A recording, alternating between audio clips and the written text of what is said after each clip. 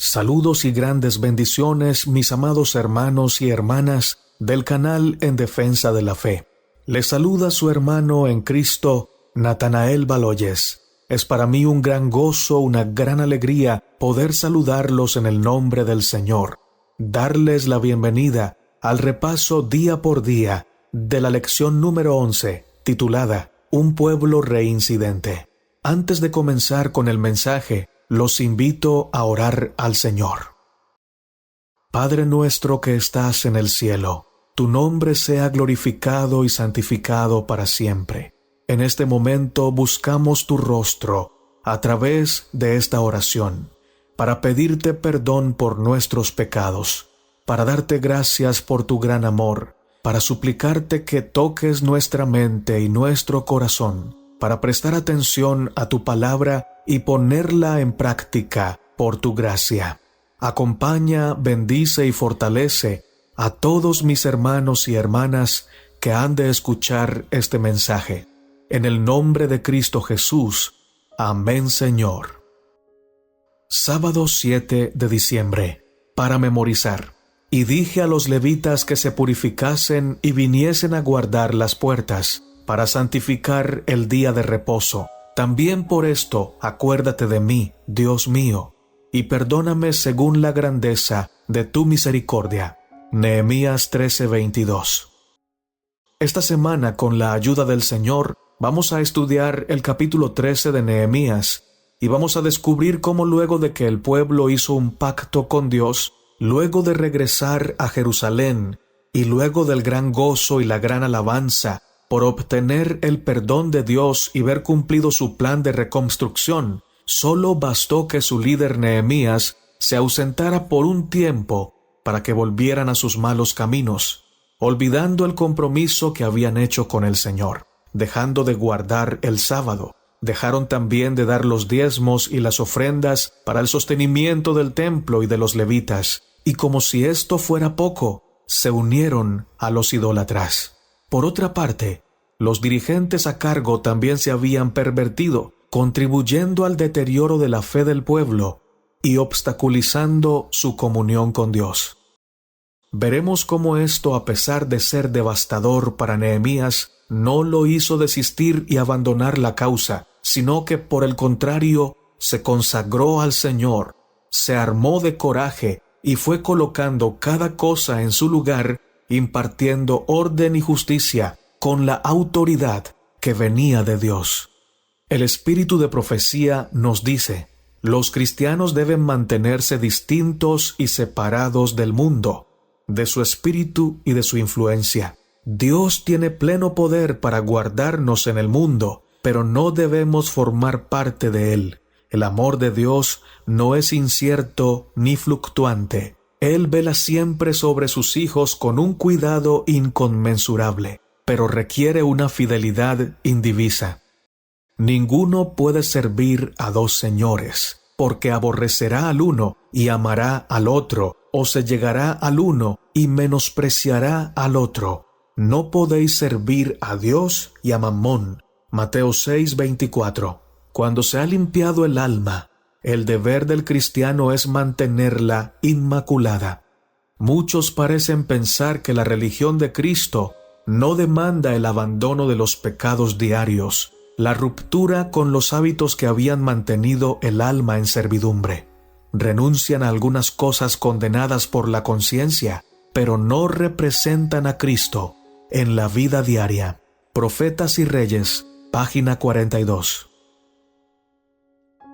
Lección para el día domingo, 8 de diciembre. Los dirigentes del templo se corrompen. Nehemías capítulo 13, versos 1 al 9 nos dice: Aquel día se leyó en el libro de Moisés, oyéndolo el pueblo, y fue hallado escrito en él que los amonitas y moabitas no debían entrar jamás en la congregación de Dios, por cuanto no salieron a recibir a los hijos de Israel con pan y agua, sino que dieron dinero a Balaán para que los maldijera. Mas nuestro Dios volvió la maldición en bendición. Cuando oyeron pues la ley, separaron de Israel a todos los mezclados con extranjeros. Y antes de esto el sacerdote Eliasib siendo jefe de la cámara de la casa de nuestro Dios, había emparentado con Tobías, y le había hecho una gran cámara, en la cual guardaban antes las ofrendas, el incienso, los utensilios, el diezmo del grano, del vino y del aceite, que estaba mandado dar a los levitas, a los cantores y a los porteros, y la ofrenda de los sacerdotes. Mas a todo esto yo no estaba en Jerusalén, porque en el año 32 de Artajerjes, rey de Babilonia, fui al rey, y al cabo de algunos días pedí permiso al rey para volver a Jerusalén. Y entonces supe del mal que había hecho Eliasib por consideración a Tobías, haciendo para él una cámara en los atrios de la casa de Dios. Y me dolió en gran manera, y arrojé todos los muebles de la casa de Tobías fuera de la cámara, y dije que limpiasen las cámaras, e hice volver allí los utensilios de la casa de Dios, las ofrendas y el incienso. Eliasib era un sacerdote, un líder a quien Nehemías le había dado la responsabilidad del cuidado del templo, la cual no cumplió de manera fiel, porque se emparentó con Tobías, un moabita quien era enemigo acérrimo del pueblo de Dios y por ende de Nehemías. Desde mucho tiempo antes Dios había dicho a su pueblo: no entrará amonita ni moabita en la congregación de Jehová, ni hasta la 10ª generación de ellos.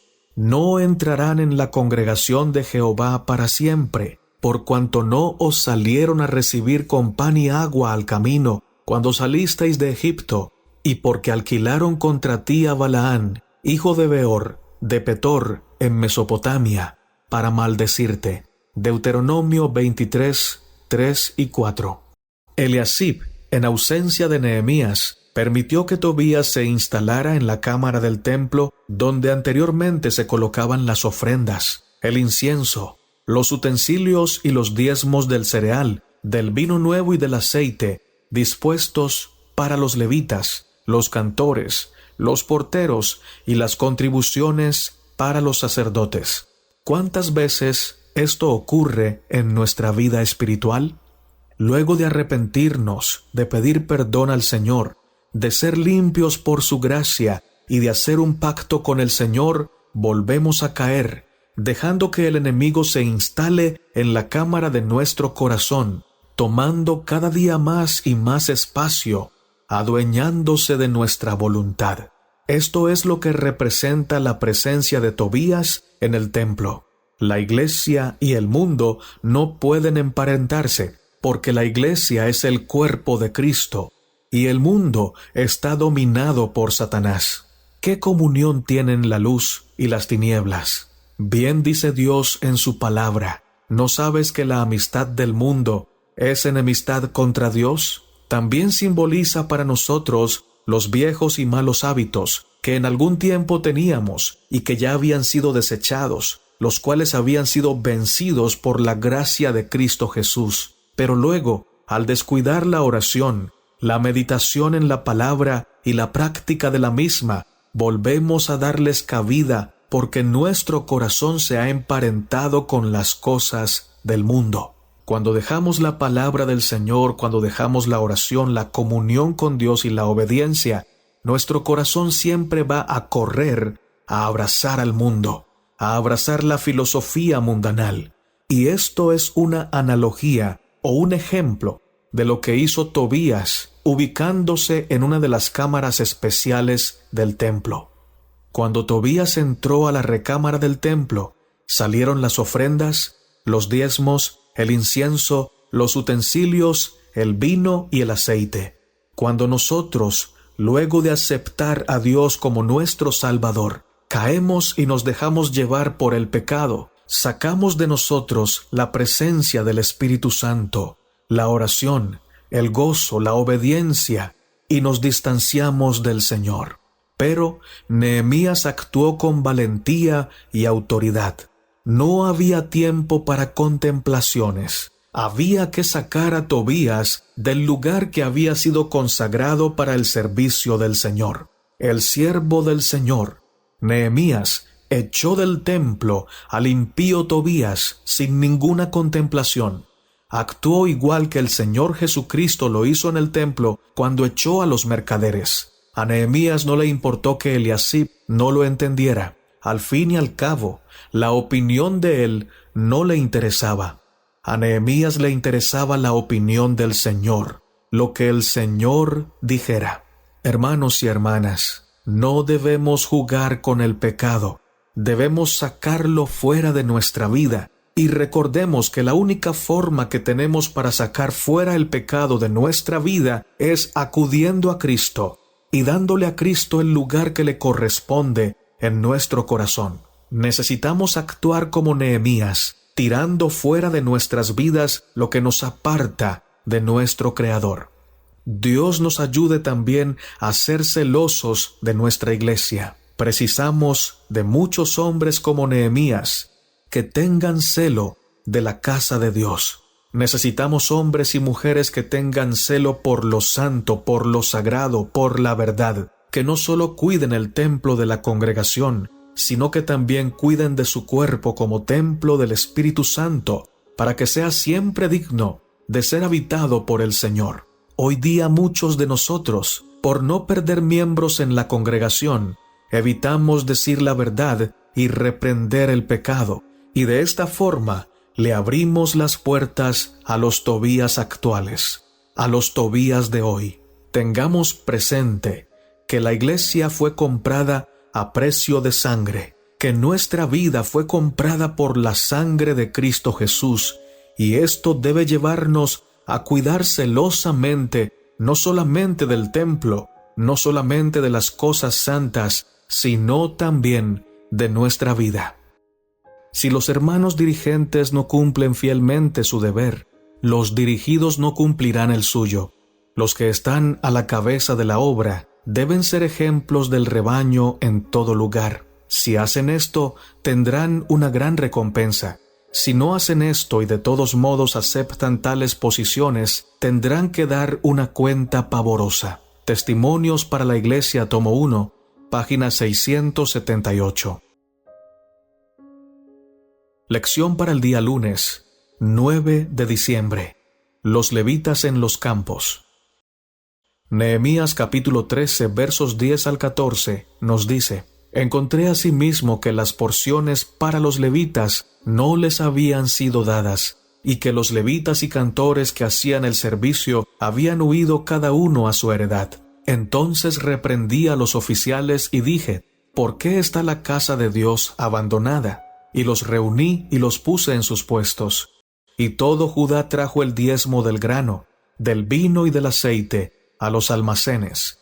Y puse por mayordomos de ellos al sacerdote Selemías y al escriba Sadoc, y de los levitas a Pedaías, y al servicio de ellos a Hanán, hijo de Zacur, hijo de Matanías, porque eran tenidos por fieles, y ellos tenían que repartir a sus hermanos. Acuérdate de mí, oh Dios, en orden a esto, y no borres mis misericordias que hice en la casa de mi Dios y en su servicio.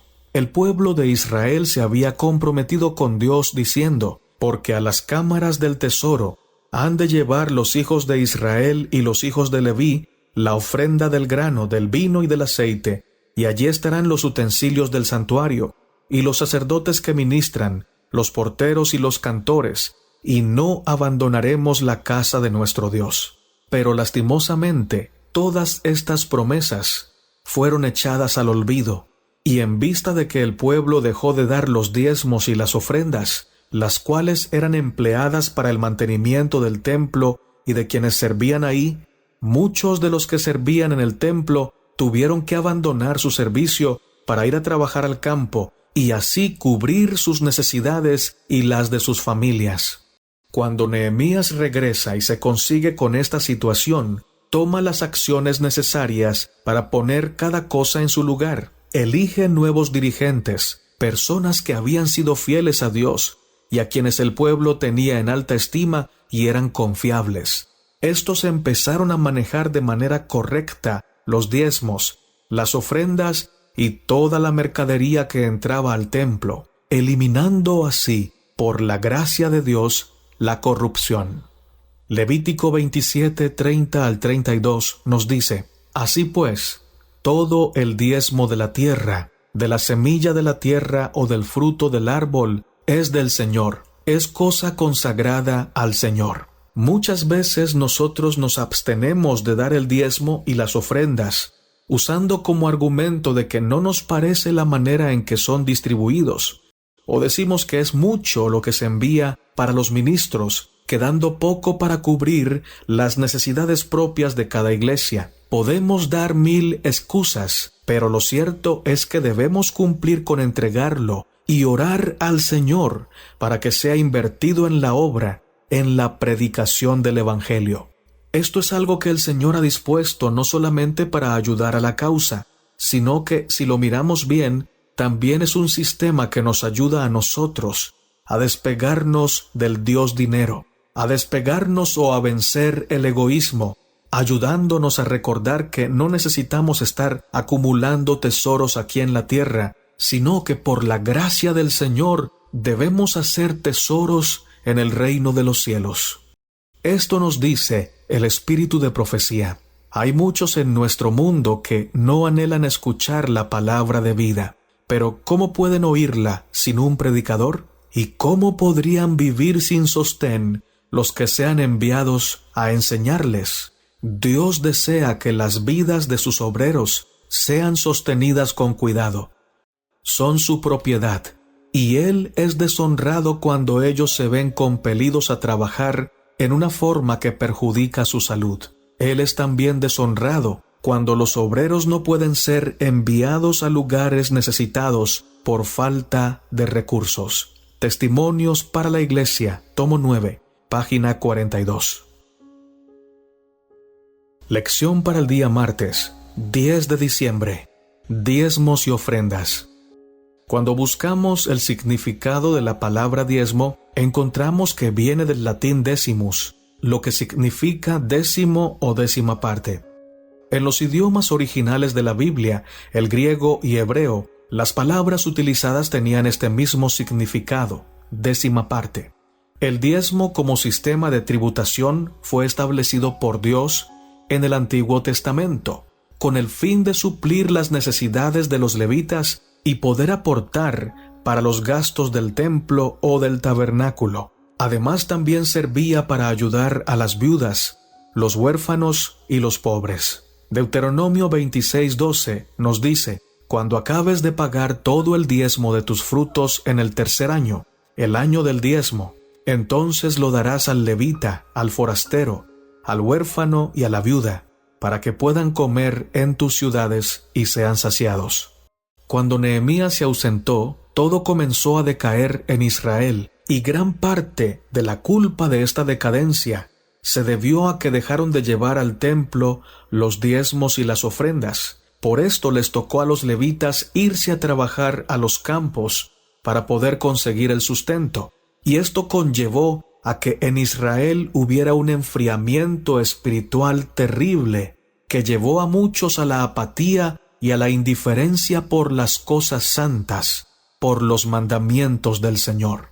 Como sabemos, hermanos y hermanas, la tribu de Leví no recibió heredad en la distribución de la tierra prometida, porque Dios había decidido que Él mismo sería la heredad de los levitas, y que por lo tanto ellos, que eran los sacerdotes del pueblo, debían vivir de la contribución del pueblo de Israel. Debemos tener presente que hay hombres que han dedicado su vida al estudio de la Biblia para enseñar a otros.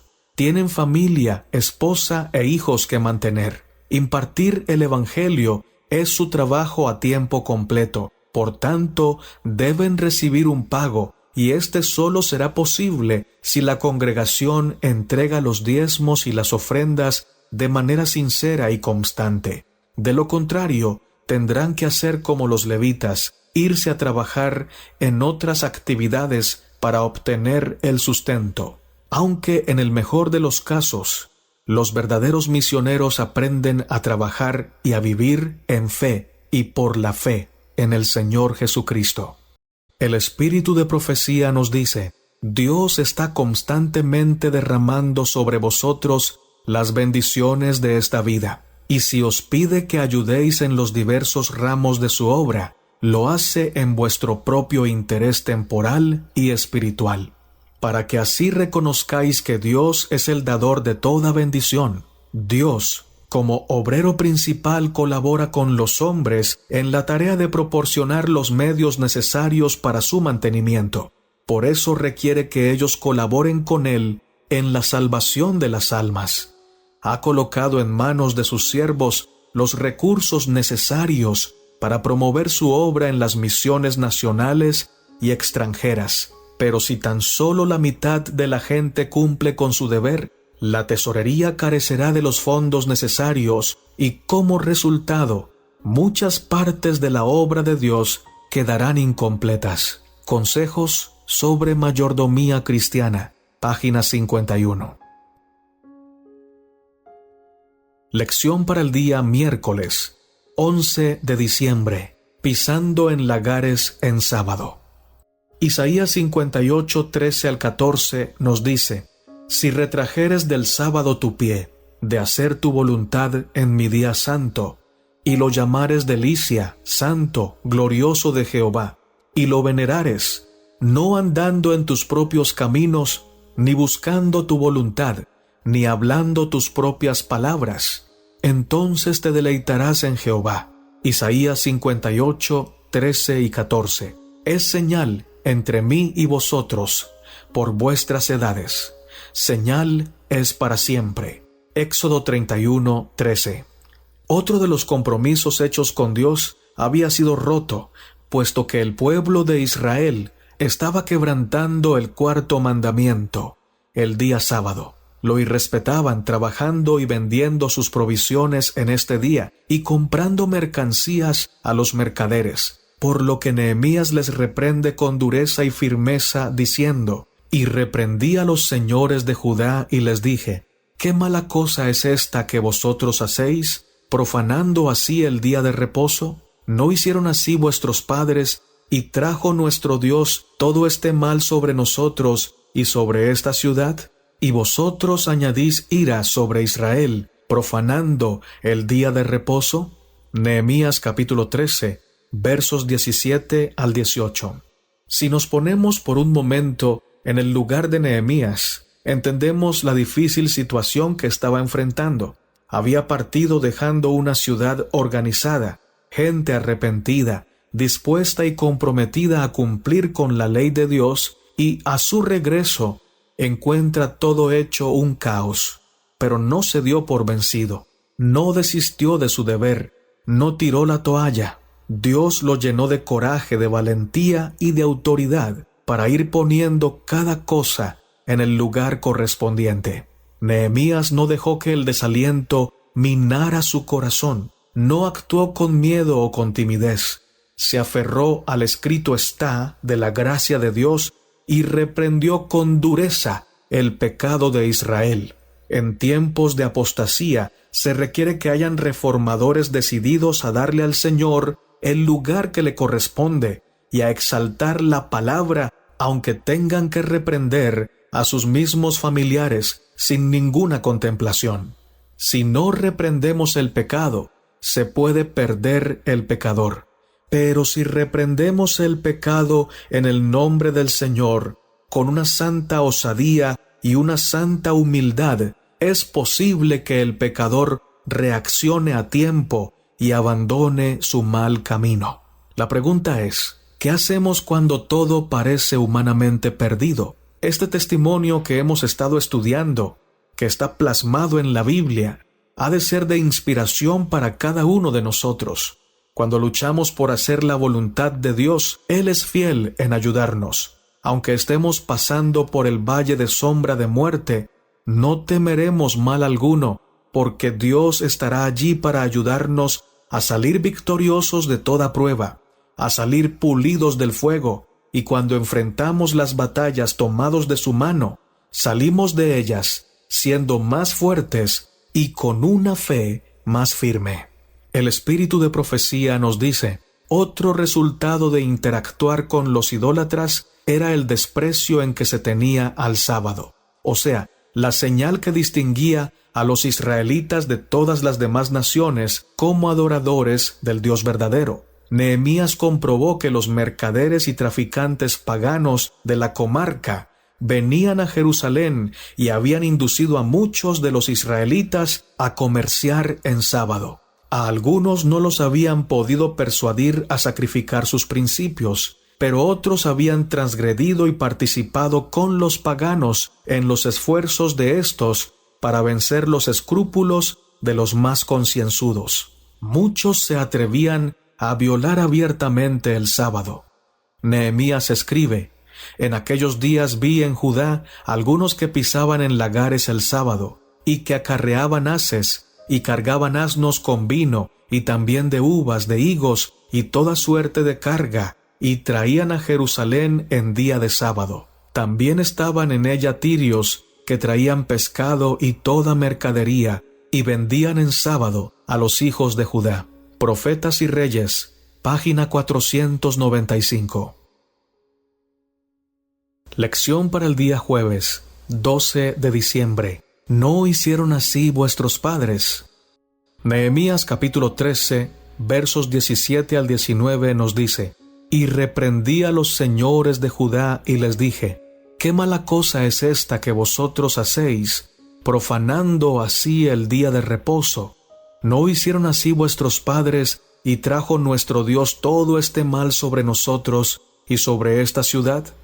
Y vosotros añadís ira sobre Israel, profanando el día de reposo. Sucedió pues que cuando iba oscureciendo a las puertas de Jerusalén, antes del día de reposo, dije que se cerrasen las puertas, y ordené que no las abriesen hasta después del día de reposo. Y puse a las puertas algunos de mis criados, para que en día de reposo no introdujeran carga.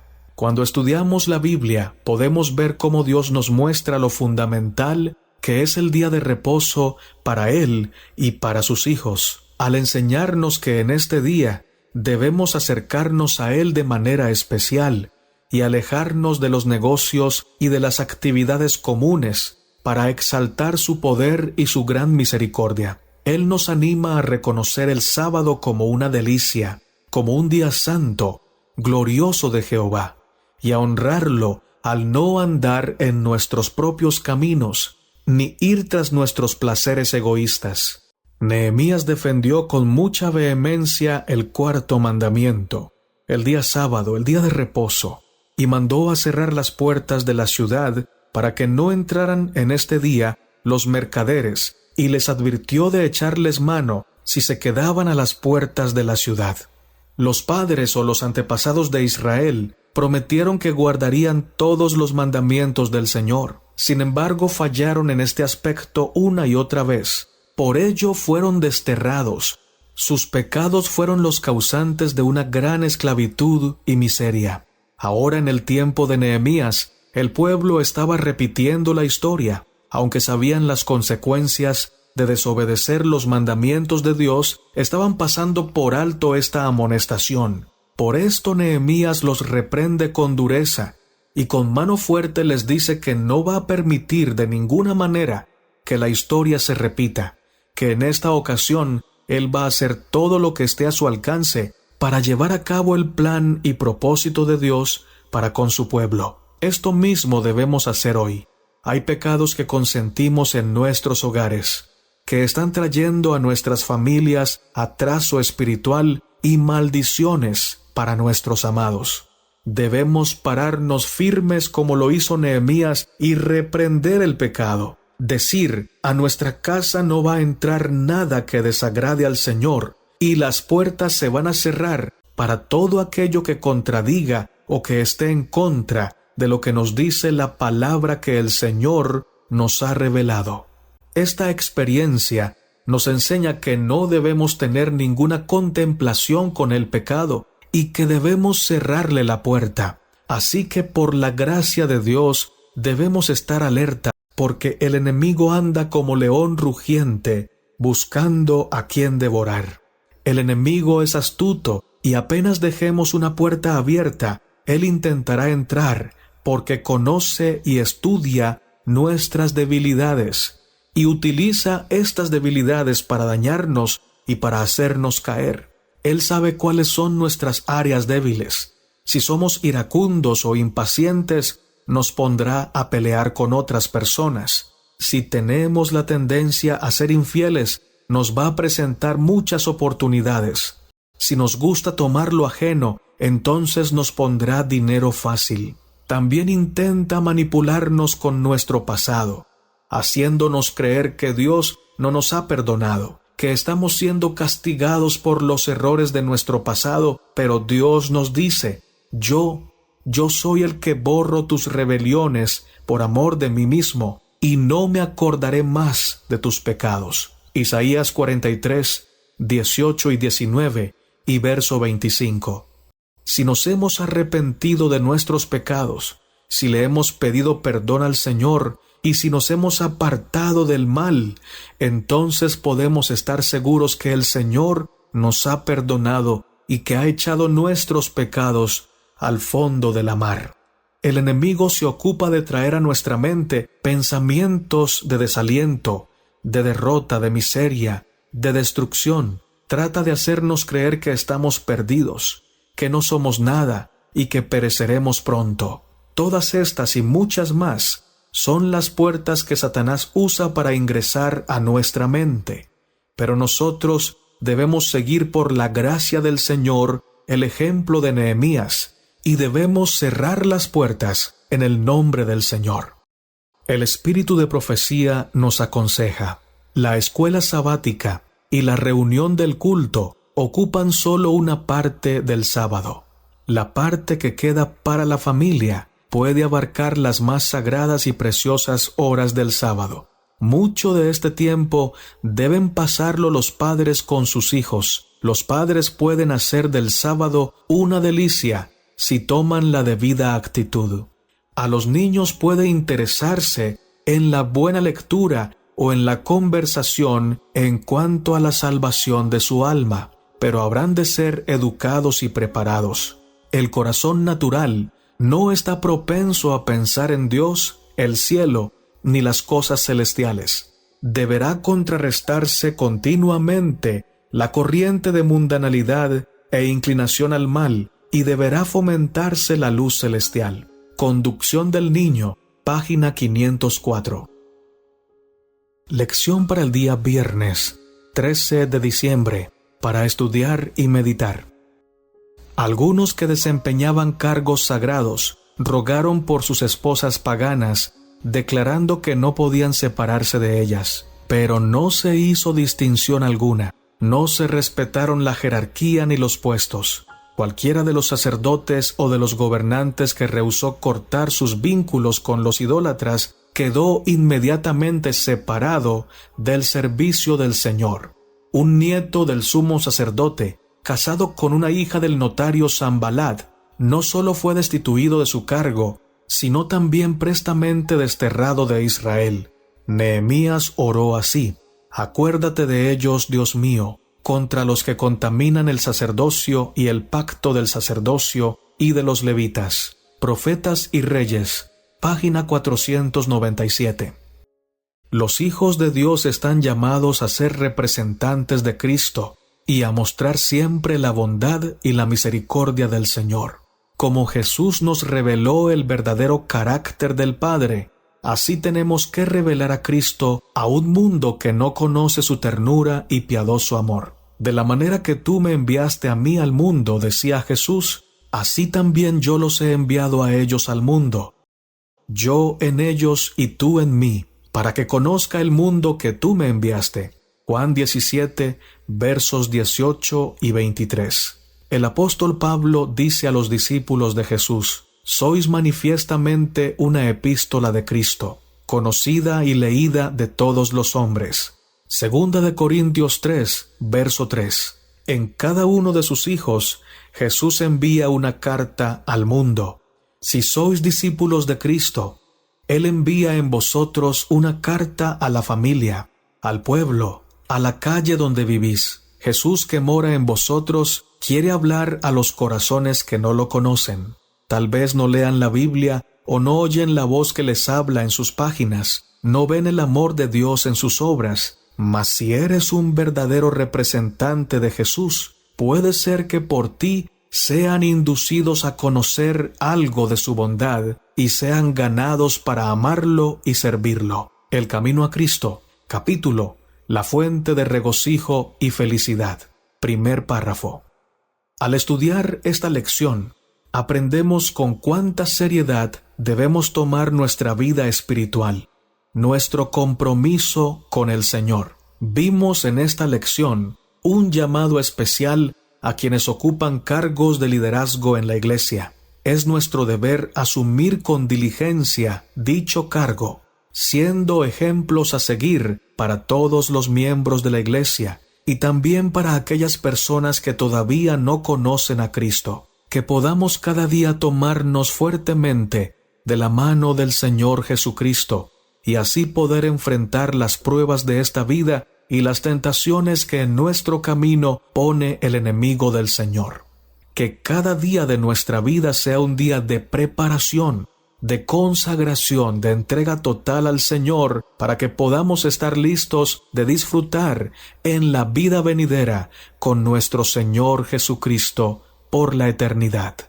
Los invito a hacer una oración para terminar.